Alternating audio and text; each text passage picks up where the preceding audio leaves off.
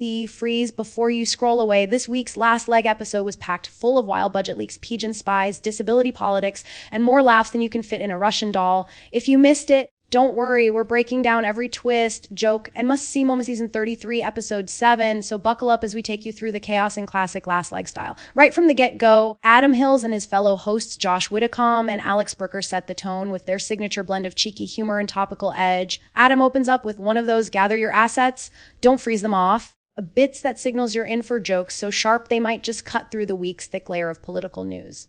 The trio reminds us that, as usual, they're 30% off Black Friday or not. And we kick off with some good old self-deprecating stories. Josh is roasted for his small stature. His daughter even wonders if he's actually a grown-up after seeing him stand next to the UK's tallest Tory, James McAlpine, who's so tall you'd think he was 3 school kids stacked in a suit. Alex promises a play date between his daughter and Josh, which instantly sounds like a sitcom in the making. The hosts then swap embarrassing stories, with Adam recalling a protein bar incident at Parliament Speaker's house during Disability History Month. After scoffing 3 bars because he hadn't had dinner, he found himself demonstrating why sometimes it's best to sit behind the desk on the last leg. If you ever wondered about the perils of protein bars in crowded political events, this was your moment. The show doesn't shy away from real issues. The big topic is Labour's freshly leaked budget, which was accidentally published online before the official announcement. Adam compares the suspense to the trailer build-up for a major Netflix show like Stranger Things, except when you open the door, there's the budget. The Chancellor Rachel Reeves is called out for a midlife crisis tax, described as the financial equivalent of Eminem's 8 Mile. If you'd already heard his rap 40 minutes before the showdown, naturally, the tabloids have a field day, with the Mirror presenting of budget with a Labour heart, and the Sun choosing Fleeced by My Niece after an exclusive with Reeves' uncle, who gets the Dr. Seuss treatment with rhyming headlines. The hosts riff on rejected tabloid headlines like Dad thought it was bad and her cousin wasn't buzzin', making the whole affair sound more like a school project than a national policy shift. But then comes the major twist: the 2-child benefit cap is scrapped. For years, families on benefits could only claim for their first 2 kids. Now that's gone.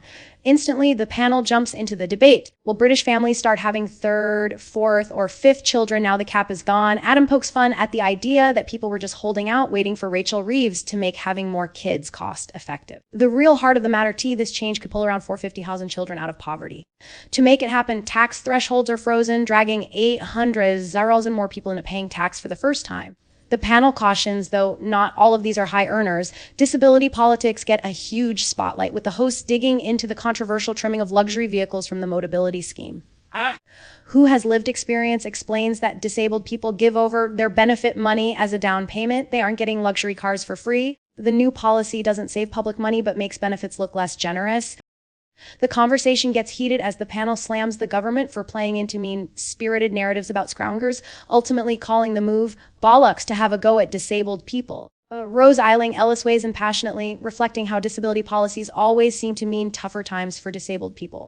Of tale as old as Tony Blair. There's laughter but also real frustration as the show balances humor with serious advocacy. The chat isn't just heavy. The episode throws in an absolutely wild pigeon segment. We're talking about Russian spy pigeons with brain transmitters, because obviously it's not Friday night on Channel 4 without a pun about a military coup.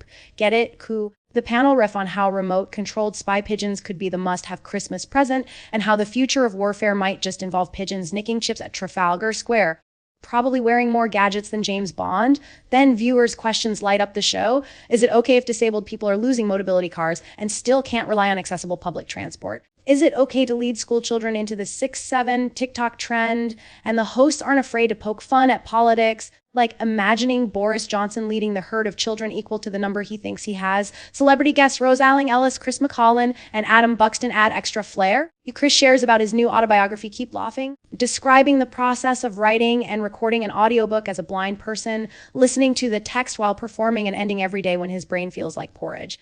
Adam Buxton talks about his creative process, feedback from Radiohead's Johnny Greenwood, and making songs inspired by his pizza-loving pajama-wearing son. The episode takes a poignant turn with the Deaflympics in Tokyo, which saw Team GB take home a collection of medals. As the panel laments, very little media coverage. Rose is disappointed. It's a missed opportunity not to showcase such inspiring stories, especially when British athletes like a 15-year-old girl are winning 7 medals. The show calls for more representation and support for deaf athletes, contrasting the coverage of the Deaflympics with the Paralympics, which started decades later but receives far more attention.